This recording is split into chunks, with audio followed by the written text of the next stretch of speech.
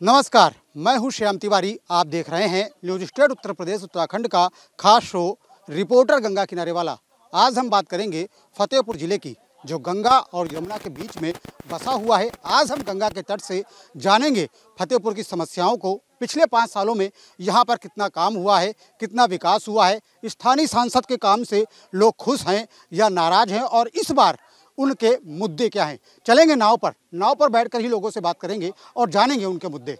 फतेहपुर जिला कानपुर से बिल्कुल सटा हुआ है, लेकिन फतेहपुर का अपेक्षाकृत विकास नहीं हो पाया। दरअसल इसे बुंदेलखंड का टच भी मिलता है, तो बुंदेलखंड की जो समस्याएं हैं वो फतेहपुर में भी देखने को मिलती हैं। पिछले 5 सालों में इन समस्याओं को लेकर कितना काम हुआ है, जनता से जुड़ेंगे, उनसे जानेंगे। वहीं इस बीच हमारे साथ 2 खास मेहमान भी रहेंगे। सपा से रामेश्वर प्रसाद जी, इन्हें दयालु के नाम से भी लोग जानते हैं। वहीं भाजपा के भी हमारे साथ जुड़ेंगे, जो आप अपना परिचय, अपना परिचय दे दिए, आपसे ही पहले जुड़ जाते हैं। सिंधु परिषद का नगर अध्यक्ष हूँ, विनायक संतोष मेरा नाम है। और ये बताइए कि पिछले 2 सालों से यहाँ पर, पिछले 2 टर्म से यहाँ पर बीजेपी की सांसद हैं, केंद्रीय मंत्री भी हैं। ऐसे में कितना बदलाव कराया आपकी नेताजी ने यहाँ पर?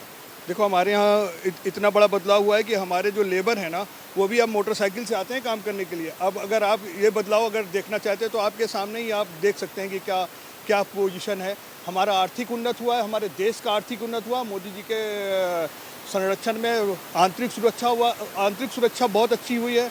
बाह्य सुरक्षा हुई, जो हमारे दुश्मन थे अब उनकी हिम्मत नहीं होती है कि हमारे आँख से आँख मिला के डालें। ऐसी व्यवस्था दिया है, हमारा आर्थिक रूप से इतना संबल बनाया है हिंदुस्तान को, जिसकी जीडीपी सबसे ऊपर रही है। कोरोना काल रहा, बहुत सारे देश दिवालिया होने के कगार पे थे, लेकिन हिंदुस्तान में निर्मला सीतारमण जी जैसी वित्त मंत्री होते हुए हम लोगों को कोई तकलीफ नहीं आने पाई। हमारी वैक्सीन पूरी दुनिया में डिमांडेड थी। जो लोग कभी वैक्सीन के, जो छोटे छोटे देश जो वैक्सीन सोच नहीं सकते थे, उन मानवता का बहुत काम किया हमारे मोदी जी ने।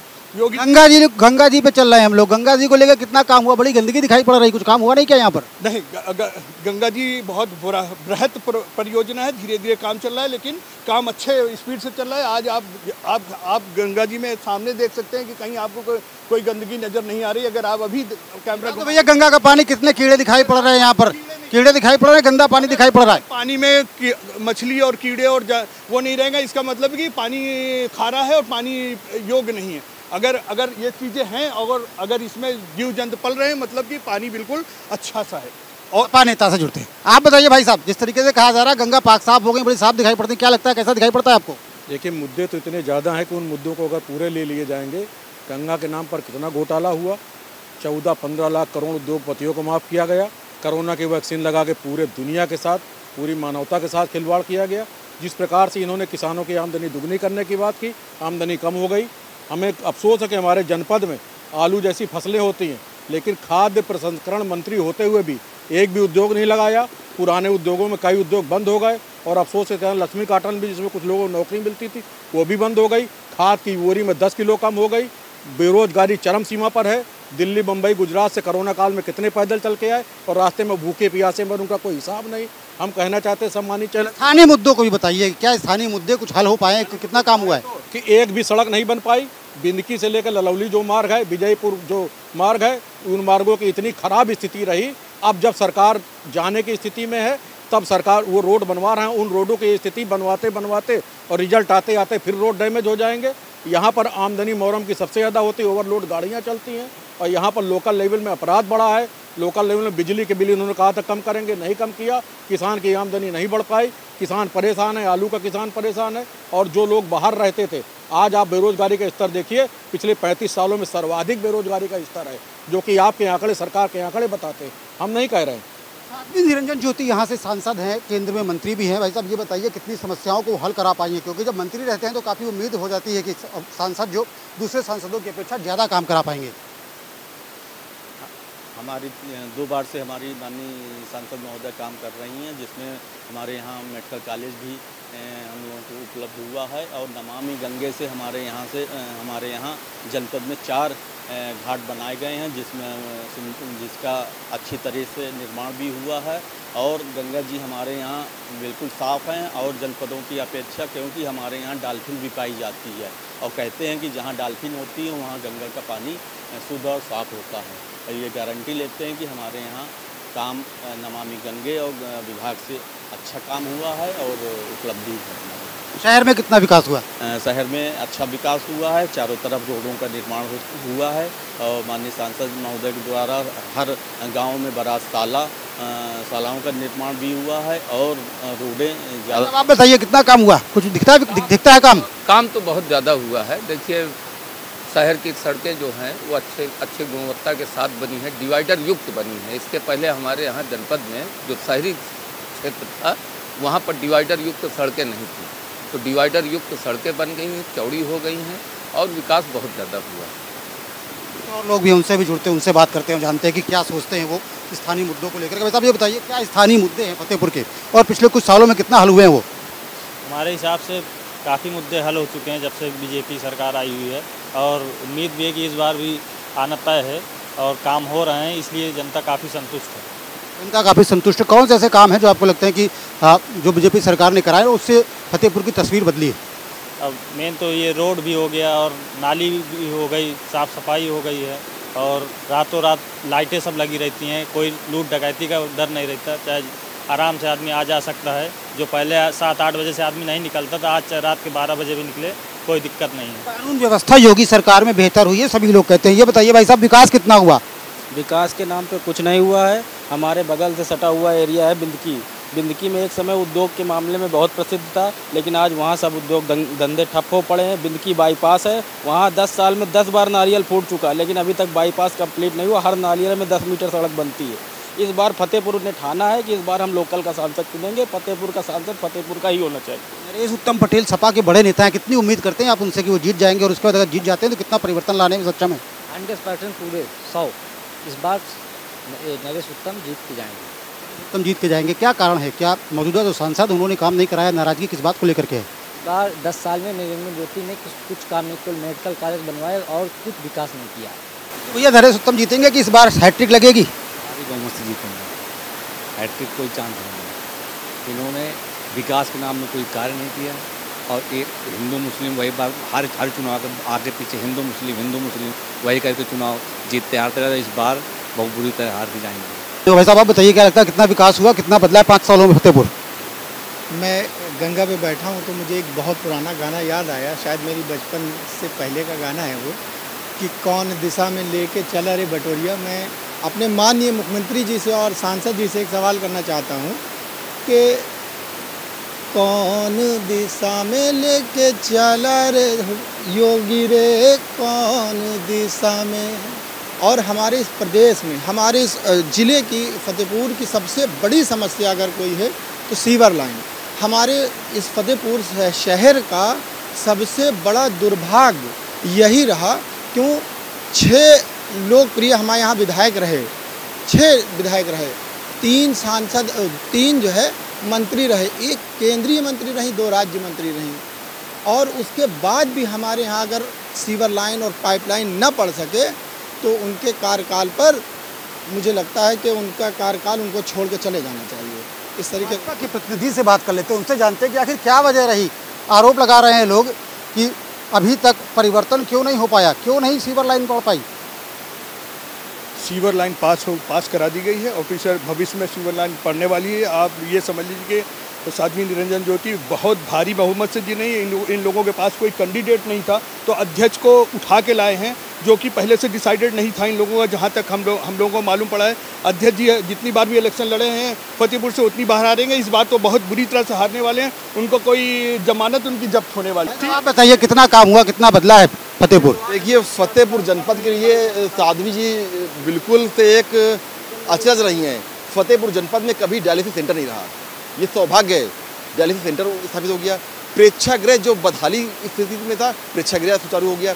फतेहपुर जनपद में केवल शहर में एक ITI था, बिंदकी बस स्टॉप में दूसरा ITI सेंटर चालू हो गया। पटरी दुकानदारों के लिए 10,000 रुपया बिना गारंटी ऋण मिल रहा उनको। और प्रधानमंत्री आवास लाभार्थी गांव-गांव शहर उनको मिल रहा है। ये 5 का मुख्य काम हो गए। और उसके बाद जो यहाँ पर एक फतेहपुर में एक कल्चर था कि एक माफियाओं का नारा था कि माफिया का नाम लेके कि खाली प्लाट हमारा है, उनका फला का नारा है, ख़त्म हो गया है। गुंडागर्दी ख़त्म हो गई है। महिलाएं और बहनें बहुत आराम से विचरण कर रही हैं। लल्लू में कोठी और पीरनपुर में भोर के लुटेरे गायब हो गए हैं। घोड़ लुटेरे गायब हो गए, क्या लगता है अभी भी लूटपाट होती है यहाँ पर और कुछ काम हो पाया कि नहीं हो पाया? देखिए, मैं फतेहपुर जनपद की बात तो नहीं कर रहा, पूरे स्टेट की बात लेकर के कह रहा हूँ।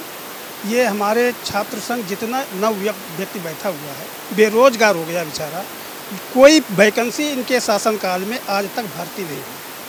अभी पुलिस का पेपर लीक हुआ, नीट एग्ज़ाम हुआ, वो पेपर लीक हुआ, तो आधे अधूरे हम बीए बीएड कहिए बैठे हैं। हमारी उम्र आज दाढ़ी पड़ गई है, इनके शासनकाल में कोई वैकेंसी नहीं ओपन हो पा रही, सही सलामत हो रही हैं। तो हम इस सरकार को कैसे सही माने कि ये सरकार हमारी सही है? बदलेंगे इस बार चेंज करेंगे तो करेंगे, मन में ठान लिया है। इंडियन गठबंधन की सरकार दिल्ली पहुंचेगी, माननीय अखिलेश जी हमारे प्रधानमंत्री बनेंगे। भाई साहब, आप यूँ ये बताइए, क्या समस्या है फतेहपुर की? फतेहपुर की नहीं, सबसे बड़ी समस्या तो देश में हो गई है। सबसे बड़ा घोटाला वैक्सीन। जिस वैक्सीन को लगवाने के लिए मोदी जी अपनी हर जगह फ़ोटो लगवा दी थी, हर कार्ड में, आज वो फ़ोटो हटवा ली है और लोगों की ज़िंदगी से खिलवाड़ हो गया है।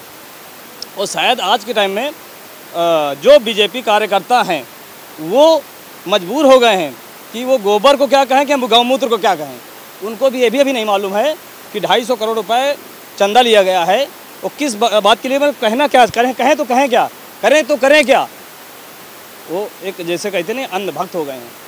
हालांकि भी हमारे साथ में इनसे बात करते हैं क्योंकि नाव चलाते हैं तमाम लोग। भैया देखो, आप बोलना तो पड़ेगा, ये बताओ वोट डालने जाओगे तो बोलना तो पड़ेगा। अब ये बताओ कि जैसे यहाँ पर लोग आते हैं, आप तमाम लोगों को सैर भी कराते हैं यहाँ पर, तो किसका माहौल देखने को मिल रहा है? कौन किसकी बात कर रहे हैं? कौन सी सरकार जीत रही है? तो माहौल भाजपा समझ में आ रहा है, समझ में आ रहा है। जो आज तो सही है। गंगा किनारे आप रहते हो, दिन भर गंगा किनारे, क्या कुछ बदलाव दिखा? गंगा साफ हुई पहले से? गंगा बहुत साफ हुई, गंगा बहुत साफ हुई। बना हाट बना। जो पर्यटक आते हैं वो क्या कहते हैं? वो कहते हैं कि जो है मोदी जी साफ, जी को पूछ रहे हैं, कह रहे हैं बढ़िया काम हुआ। सांसद हैं आपकी, तीसरी बार जीत जाएंगी लग रहा है। 90%।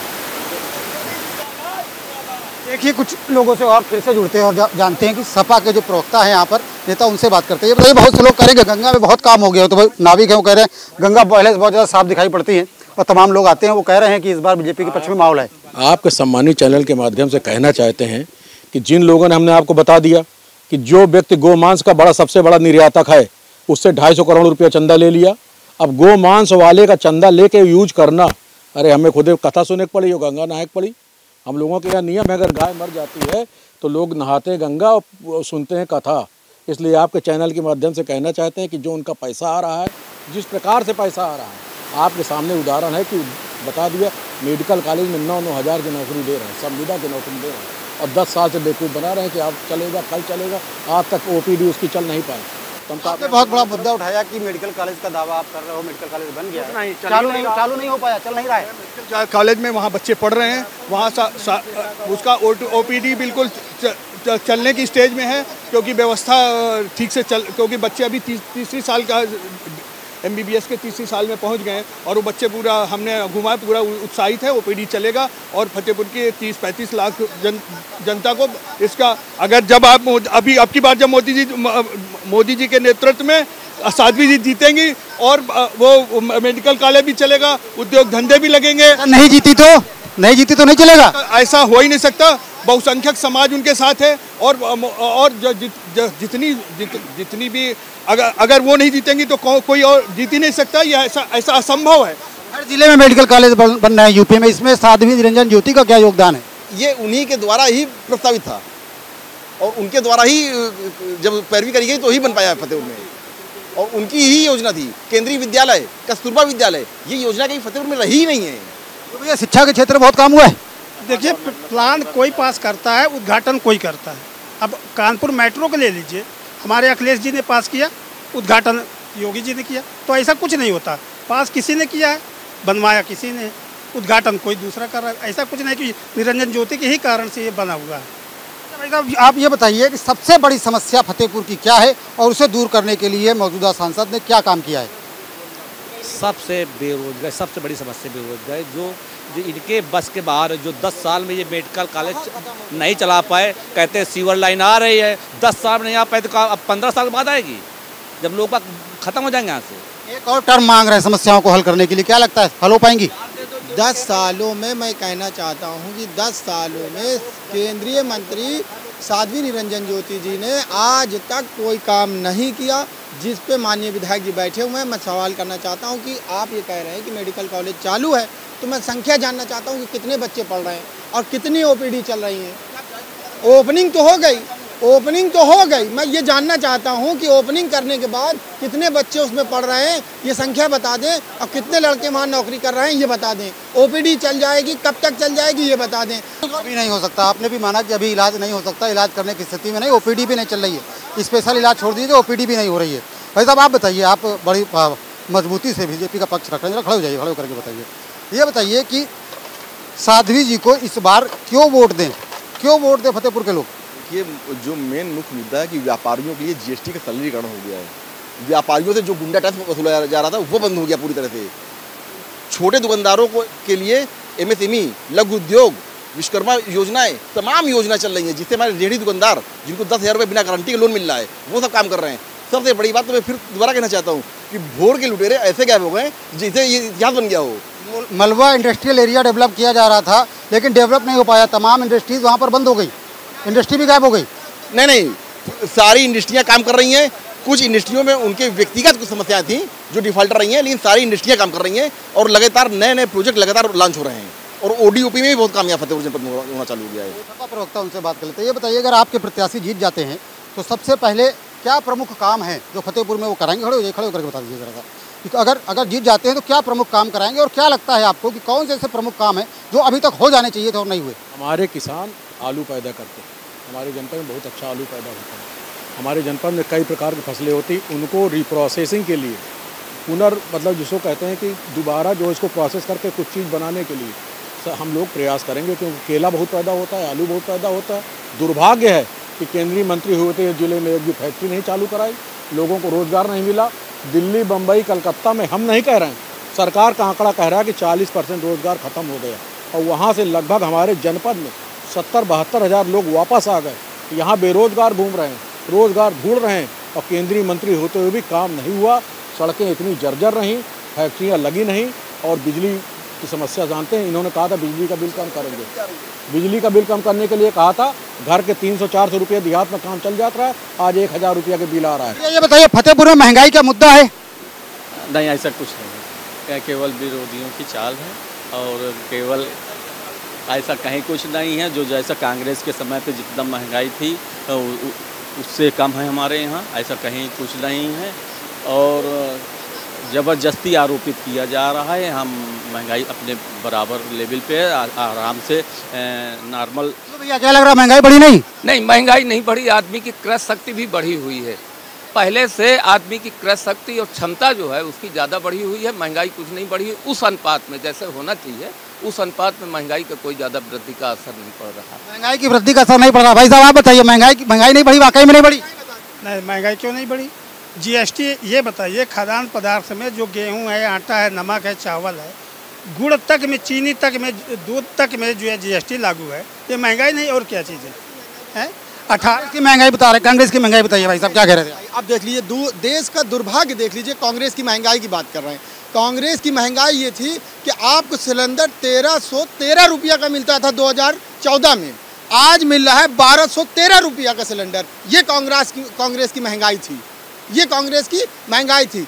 70 साल लग गए, 70 साल तेल को कहाँ तक पहुँचने में, 53 रुपया पहुँचने में 70 साल लग गए कांग्रेस के, और 10 सालों में भाई साहब 100 रुपया तेल बिक रहा है। यह है कांग्रेस की महंगाई। किसानों को फायदा हो रहा है, किसानों को बहुत फायदा हो रहा है, लोटे लोटे फिर रहे हैं किसान। देखिए यूरिया खाद को जाके देखिए कि 10 किलो खा गए।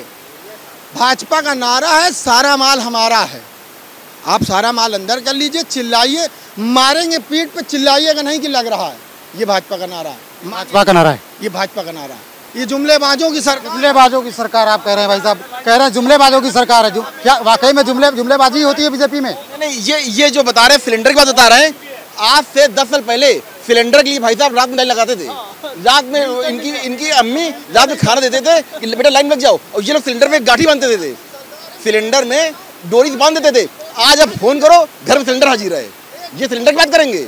ये महंगाई की बात करेंगे, ये बेरोजगारी की बात करेंगे, ये गुंडागर्दी की बात करेंगे, ये नफरत दंगों की बात करने वाले लोग हैं, ये अराजकता फैलाने वाले लोग हैं, ये बहन बेटियों को उठाने वाले लोग हैं, ये वसूली करने वाले लोग हैं। ये ऐसे सरकार की बात कर रहे हैं, ऐसे लोगों की बात कर रहे हैं। ये अब तो फतेहपुर के लोगों की बात, हाँ बताइए भाई साहब बताइए। चलेगा संविधान से या किसी और चीज़ से चलेगा? अगर आप हलाला सर्टिफिकेट, आप दालू भैया ने अभी बात किया कि किसान मेहनत करके अनाज पैदा करता है। आपने पहले कहा हलाला सर्टिफिकेट, तो बताइए आप। सर्टिफिकेट क्यों? जब हमारे संविधान की व्यवस्था है तो हलाला अगर अपना गेहूं अनाज और ये ले जाके आप एक्सपोर्ट करते हैं तो हलाला का सर्टिफिकेट क्यों? आज हम मजदूरों से तो सर्टिफिकेट नहीं देते आपको।